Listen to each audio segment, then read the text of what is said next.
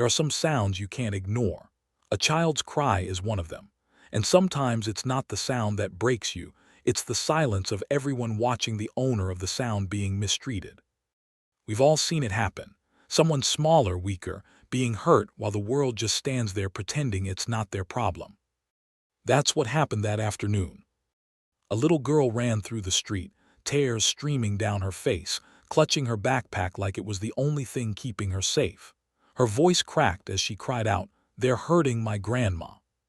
Most people froze, some turned away. But one man didn't. Keanu Reeves stepped from the crowd, eyes steady, hands calm. And in that moment the air itself seemed to stop moving. What he did next would make everyone on that street rethink what it means to care. Before we continue, thank you for watching and standing with stories that remind us what real strength looks like, not in fists or fame, but in quiet acts of courage. If you're new here, we'd love to have you join our growing family. Subscribe, turn on notifications, and stay with us, because stories like this one aren't just watched, they're felt. The sun was dipping low over the city, painting the streets in tired gold. It was one of those afternoons that seemed to drag, not because of time, but because of what people carried behind their faces. There were groceries in one hand, phones in the other, and a kind of numbness that came from surviving another day. Outside a small grocery store on Maple Avenue, a mother and her daughter were closing up shop. The bell over the door chimed softly as the last customer left, offering a polite nod before disappearing into the hum of traffic. Inside, the air smelled faintly of detergent and warm bread. The lights buzzed overhead, casting long shadows between the aisles. "Grandma, can I lock the door now?" the little girl asked, her voice small but bright. Her name was Emily, 8 years old, hair tied in uneven braids, a child who still believed that good things happen to good people. Her grandmother, Margaret, looked up from wiping the counter. She was in her late 60s, her hands worn but gentle, her smile the kind that made people trust her instantly. "Almost, sweetheart," she said softly. "Just need to sweep the back." Emily nodded, swinging her legs as she sat by the counter, humming a tune only children could remember. Outside, the streetlights flickered on, one by one, stretching their glow across cracked pavement. A group of teenagers loitered across the road, laughing too loud, holding cans of soda and the kind of swagger that only came from wanting to look tougher than you felt. Margaret noticed them through the window. She didn't like trouble, but she'd lived long enough to sense when it was coming. She quietly went to the back, picking up the broom, pretending not to notice the way the boys were now pointing at her store. Emily, unaware, pressed her face against the glass. "Grandma, they're looking at us." "Stay here," Margaret said quickly, her tone changing. She set the broom aside and walked to the door, heart thudding a little faster. The doorbell jingled again, not with a customer's kindness, but with the sharpness of intrusion. 3 boys stepped in, 17, maybe 18, hoodies up, one chewing gum like it was an act of defiance, another with a phone already recording. Margaret straightened her back. "We're closed, boys, come back tomorrow." The one in front smirked. "Relax, Granny, we just want a drink." He pointed at the cooler behind her. "Got any cold ones?" "This is a grocery, not a bar." He stepped closer, grin widening. "So maybe you got something stronger behind the counter." The others laughed. Emily flinched. Margaret's voice stayed steady, though her hands trembled slightly. "You boys should leave, please." "Please," the leader echoed, mocking her tone. "Hear that?" she asked nicely. The one with the phone chuckled. "This is gold. Old lady versus delinquents. Bet the internet's gonna love this." Margaret tried to move around the counter, but one of them blocked her path. "Don't touch me," she said, firmer this time. "Oh, we won't," the tall one said, stepping in close enough that she could smell the cheap alcohol on his breath. "But maybe your little helper can hand us the cash." Emily's eyes went wide. "Don't talk to her," Margaret snapped, her fear giving way to something fiercer. The leader's smirk vanished. He grabbed her wrist, not hard but rough enough to make her stumble. "You should watch your tone, Grandma." That was when Emily screamed. "Stop it." She bolted out from behind the counter, tiny hands balled into fists, tears streaking down her face. "Let her go." One of the boys laughed. "Aw, look at this mini bodyguard." Another tossed his drink toward the floor, splattering soda across the tiles. Oops, looks like someone's gotta clean up. The phone kept recording. Margaret pushed Emily behind her. You leave her out of this, she shouted. Or what? The leader sneered. You'll hit me with a broom. Outside, people had begun to glance through the window, but just as quickly they kept walking. No one wanted trouble. No one wanted to see. And that's when Emily ran. She darted out the door, barefoot, crying, stumbling into the street. She didn't even think. She just ran toward the first face that didn't look cruel. He was standing by a food truck across the road, sipping from a paper cup, black jacket zipped up, head bowed as he waited for his order. Keanu Reeves. He'd been filming nearby that week, but no one would have guessed it from the way he blended in, quiet, unassuming, like a man who'd learned to move without taking up space. When Emily collided into his leg, the cup dropped from his hand. He looked down, saw her tear-streaked face, the way her chest heaved between sobs, the bruise forming on her small wrist. He knelt instantly. Hey, easy now. His voice was low, calm. You hurt. She shook her head, choking on her words. They're hurting my grandma.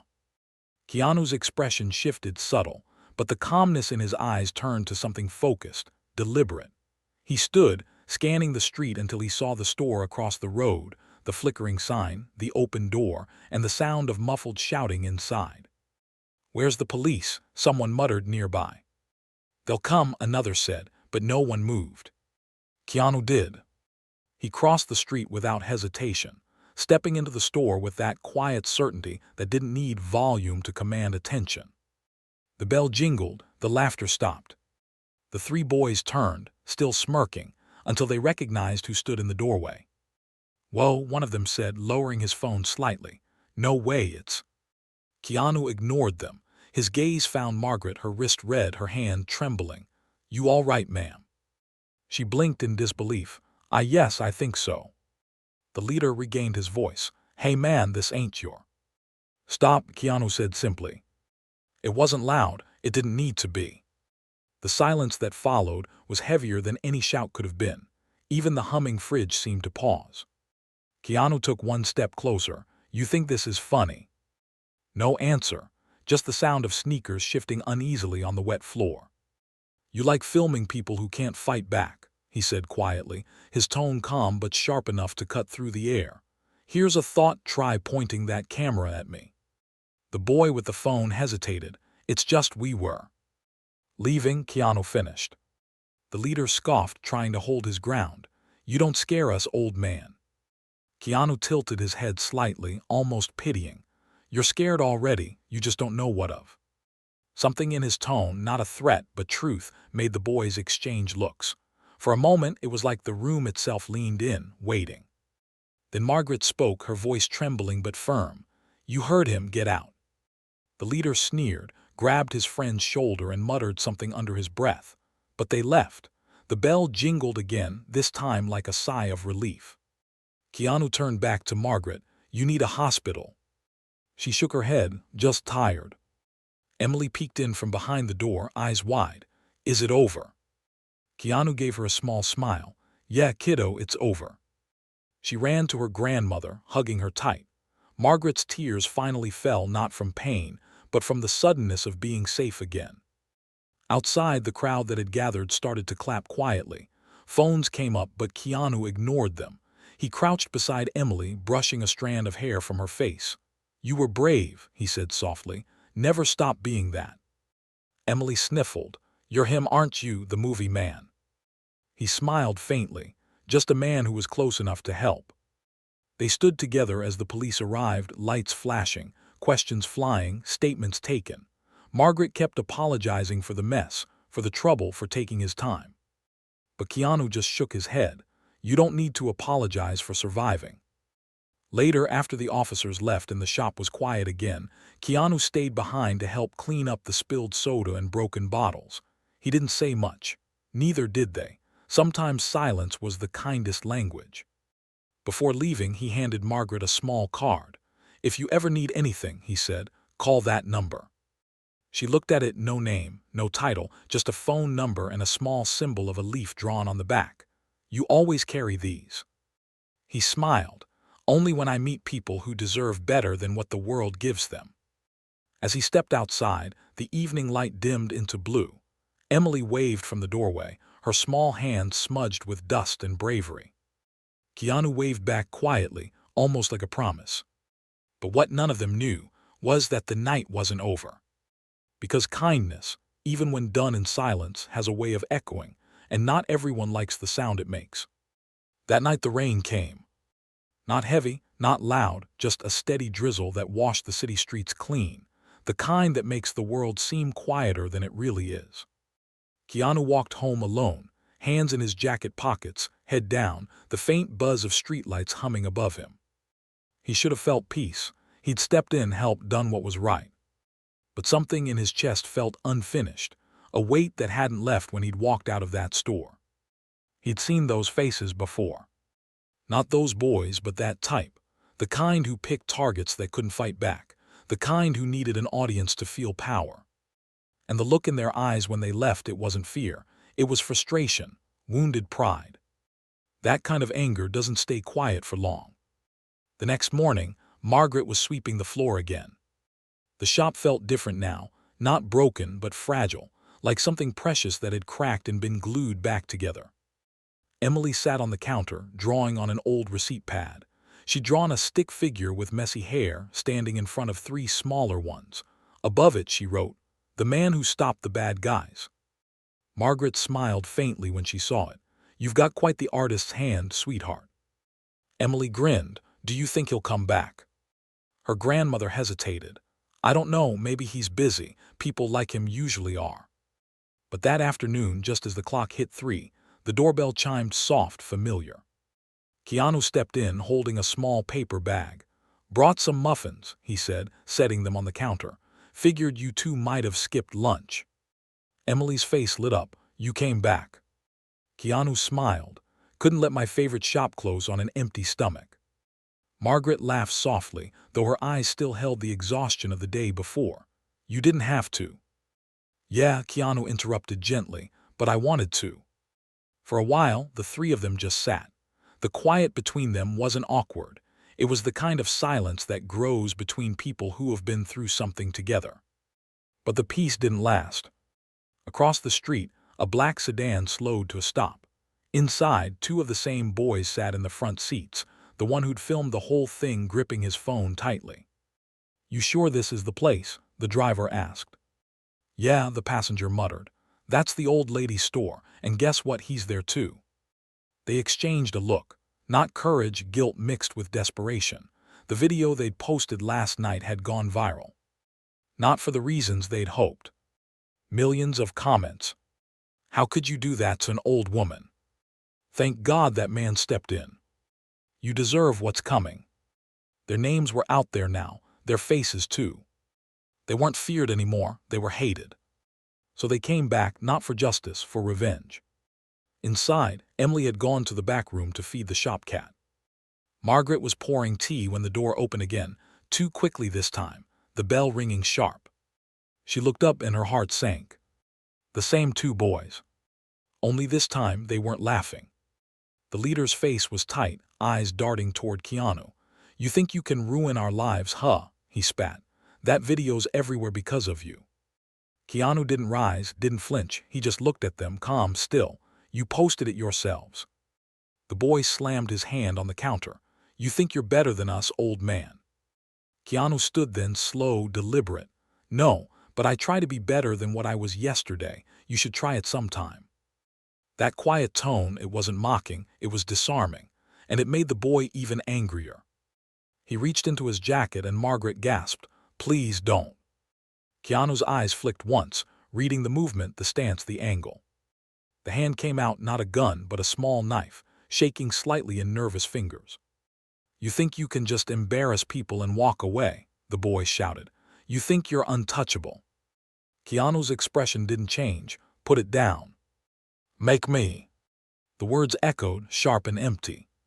Keanu took one slow step forward, then another. His voice was calm but firm.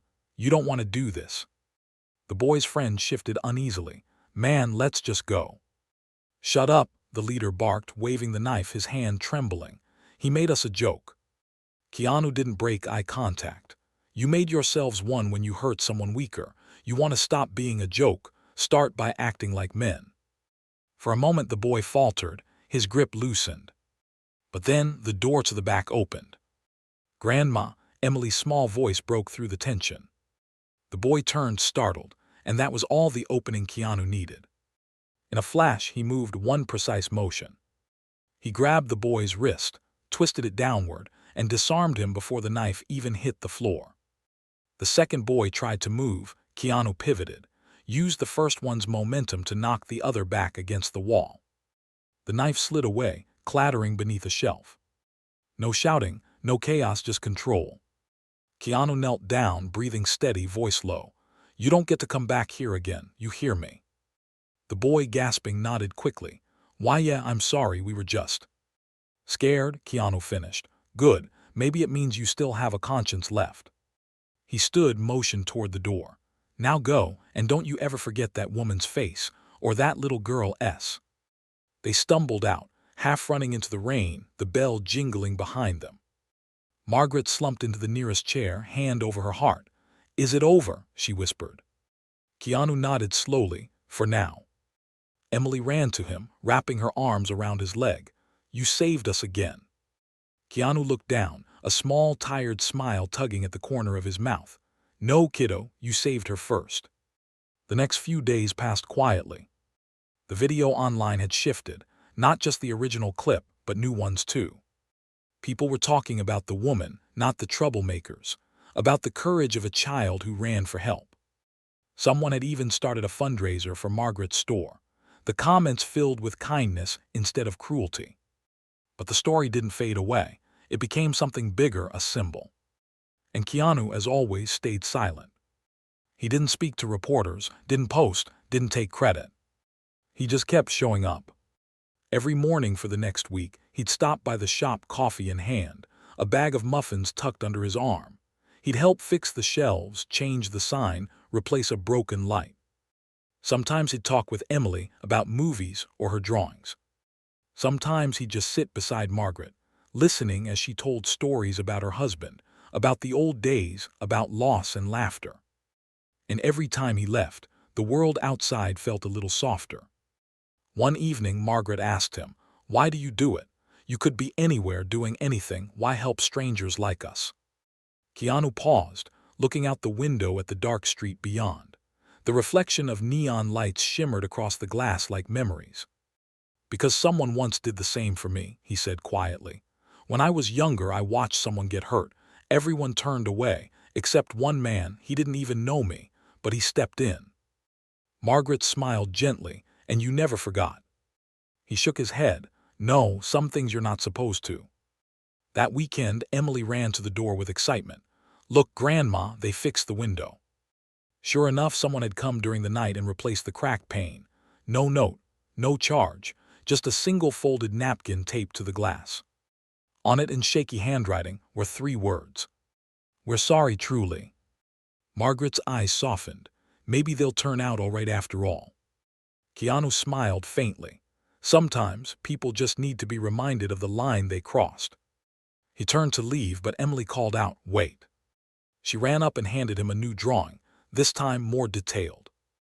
A tall man standing beside a grandmother and a little girl. Above them she'd written, "Good people still exist." Keanu looked at it for a long moment. "You keep this safe, all right," he said softly. "It's proof that the world still got hope." She nodded, grinning. He smiled back, that quiet, humble smile that never asked for thanks, and stepped out into the street as the sunset bled into gold behind him. People passed by, glancing at him without realizing who he was, just another man walking home. But somewhere inside that small store, laughter replaced fear. And for the first time in a long while, kindness had won. And as the doorbell chimed one last time, a soft wind swept through the empty aisle, carrying a quiet reminder to everyone who would ever hear that story. You don't have to be famous to make a difference. You just have to stop walking when someone cries for help.